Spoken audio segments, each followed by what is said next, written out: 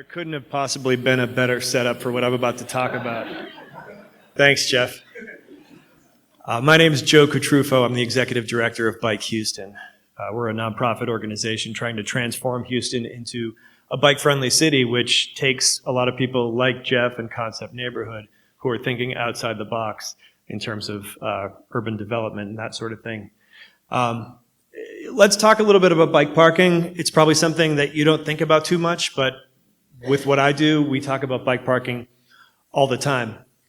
Anyone bike here today? A couple of folks. Anyone bike regularly? Okay, a few more folks. How was the bike parking today? Not great. I got a thumbs down. You locked up to a bus stop sign, right? We talked before. When you go out somewhere in Houston with a car, you're usually able to find a pretty easy, convenient parking spot, right? If you're going to a restaurant, you know that they have a parking lot and there's not broken glass everywhere, no one's breaking into cars all the time. Chances are you're going to drive to that place. But what if you're going to, let's say, Westheimer on a Friday night, where they have a lot of restaurants with small parking lots, and it's kind of harder to find parking, or like in Edo or even downtown. There's something that happens in your mind, maybe subconsciously, where you're thinking, maybe it'd be easier to get there another way, but I drive, that's how I get around. Well, this is what people who ride bikes deal with all the time, where we're constantly thinking, well, if I bike somewhere, will I be able to lock up? Did you know that bike parking, or the lack thereof, is actually the number 2 biggest barrier to people riding bikes? The number one, of course, being safety, like not wanting to get run over. So we think about bike parking all the time, and it's one of the most overlooked aspects of what I do. And all the examples you're seeing behind me are bike racks in Houston.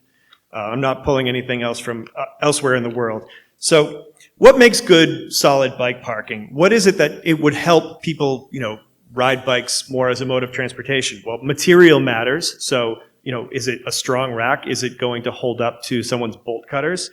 The shape matters. So inverted U's like what you see here, inverted V's like what you see here, or hoops, where the bike has 2 points of contact to something so it doesn't twist around and fall down. The location matters. So this is the edge of Fannin Street. That was at the Ion. This is the new bike parking location at the Ion that we nudged and nudged and nudged and said, hey, could you move it to a more visible location, like next to the B-cycle rack? And finally, they did. Context matters too. So with outdoor racks, is it covered? Is my bike going to get wet if it rains? What about indoor parking? If it's an apartment building, an office building, can your tenants bring their bikes inside? It really sends a message if you're, say, a coffee shop and you have a bike rack, but it's on the other side of the parking lot. It sends an entirely different message if the bike rack is right next to the door in a well-lit place where people can see it through the window.